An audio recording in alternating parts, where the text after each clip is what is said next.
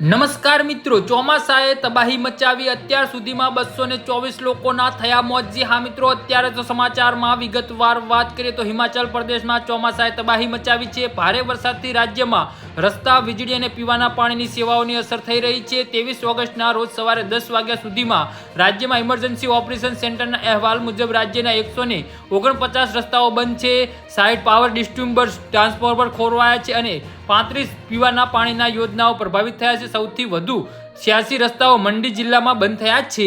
જી હા મિત્રો, અત્યારે હાલના સૌથી મોટા અને મહત્વના સમાચાર સામે આવી રહ્યા છે। તો મિત્રો, સમાચારમાં વધુ વિગતવાર વાત કરીએ તો વધુમાં કુલ્લુમાં 31, શિમલામાં 10, ચંબામાં 8, કાંગડામાં 8, ઉનમાં 4, બિલાસપુરમાં 1 અને લાહૌલ સ્પીતિમાં 1 રસ્તા બંધ થયા છે। તો કિન્નૌર, સિમોર અને સોલમના કોઈ રસ્તા બંધ થયા હોવાના અહેવાલ નથી। વીજ વ્યવસ્થા અંગે મંડીમાં 25 અને ચુંબામાં 20 ડીઆર ખોરવાયા છે, શિમલામાં 11, કાંગડામાં 3 અને કુલ્લુમાં 1 ડીઆર ખોરવાયા છે। તો પીવાના પાણીના યોજનાની વાત કરીએ તો હમીરપુરમાં 30 યોજનાઓ, શિમલામાં 4 યોજનાઓ અને કાંગડામાં 1 યોજનાઓ પ્રભાવિત થઈ ગઈ છે।